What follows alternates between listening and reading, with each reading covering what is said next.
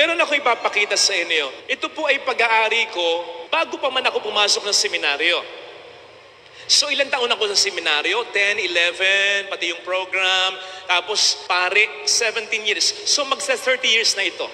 Ganun siya kaantik na. Ganun siya katagal na. But I must admit, hindi ko madalas malinis. Okay? Hindi ko madalas napapansin. Pero iniingatan ko. Kita nyo naman yung hawak ko. Tapos ilalagay ko yan sa pasimano na sinisigurado ko yung pasimano malaki. Maluwang siya para bumagsak man siya. Doon lang siya babagsak. Hindi sa sahig para mabasag. Iniingatan ko. Okay? Mayroon din akong basurahan. Yung basurahan ko ngayon, kasing edad nito, bago rin ako pumasok ng seminaryo. Basurahan yon, araw-araw may basura yan. So, hindi perfect yung pag-aalaga ko doon. Pero sinisigurado ko, iniingatan ko. Kapag mayroon akong ilalagay na basura, lalong-lalo na yung solid, dahan-dahanin ko yan. Kahit na ilapag kong ganon yan, kahit na isuot ko yung braso kong ganon, wag lang mabasag yung trash can, trash bin. Kapag ako'y nagtatapon ng basura, ako mismo, iniingatan ko, baka mabasag eh. Baka kapag ibang tao, basta ibagsak. So you see, hindi ko sinilyado ito. Hindi ko sinilyado yung basurahan na isinantabi ko lang. Na aalikabukan, nalalagyan ng basura araw-araw. Pero iningatan ko. Kaya tumagal ng ganito. Kung ganon ang mga bagay, ganon din ang mga mahalagang bagay sa buhay. Take care of things, and these things will last.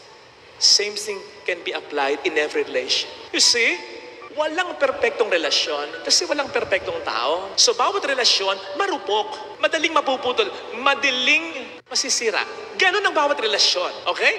Ang tao, marupok ako. Makipagrelasyon ka, ganon ka pa rin karupok. Ganon din karupok ang relasyon ninyo. Pero kapag iningatan mo, tatagal ang relasyon ninyo. Nandun ang karupukan, hindi mawawala. Hindi magiging perfect. Lagi ang pag-asama. Kasi hindi ka perfect. Hindi ka magaling magluto. May mood swing ka. Kuripot ka. Makakalimutin ka. Yung anniversary ninyo, nakakalimutan mo. Sumpungin ka. Minsan selosa ka pa. Burara ka. Inexpressive ka. Isama mo na dyan yung pakonti-konti na bisyo. Malakas kang manigarilyo. Kapag umiinom ka, nako, ang problema ng asawa mo, nagpapakalasing kang talaga. Pero tolerable yan. Napag-uusapan, napapagpasensyahan yan. Halimbawa yung tatay ko, hindi siya business-minded. Tapos dati, malakas pa yung manigarilyo. Kung business-minded ng tatay namin, palagay ko, mayaman kami. Pero hindi. Pero hindi ko siya ipagpapalit kahit kaninong tatay. Bakit? Mabuti siyang ama. Mabuti siyang tao. You see? Hindi perfect. Pero hindi siya nagko-commit ng major mistake. Ganon din sa bawat relasyon. Napag-uusapan naman, tolerable naman. Pero yung lukohin mo at paulit-ulit mong lukohin, ibang usapan na yun. Paulit-ulit mong pagmukhaing tanga, hindi mo binibigyan talaga ng halaga. Ikaw na nga ang nagkamali, ang aamo sa'yo, siya pa. Ibang usapan na yun. No one is perfect, but anyone can avoid committing serious, grave mistake that can break any relationships. Kaya nga, ang mga pen, may eraser eh. Kasi magkakamali ka, erase mo. Pero iba, kapag ang pagkakamali mo at failure mo ay inukit mo na. Kasi ang dalas na eh, paulit-ulit na. Inukit mo na yung pagkakamali. Paano mo erase yung nakaukit? Kaya nga ang phone o kaya ang mga computer may backspace button, press mo. Deleted. Ibang usapan, kung yung mismong computer o telepono sinira mo, paano pa yon? Anong remedyo nun? Walang taong perpekto.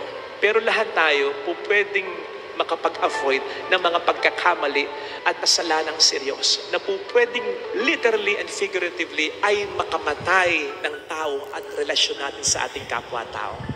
Become the better person at makikita ng Diyos at ng tao yan.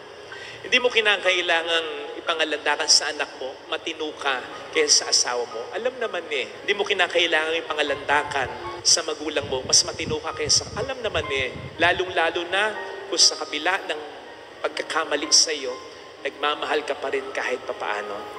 Kita ng tao ito, kita ng Diyos ito. Mga kapatid, ito ang magandang paghahanda, ha? Ingatan natin ang relasyon natin sa Diyos at sa ating kapwa.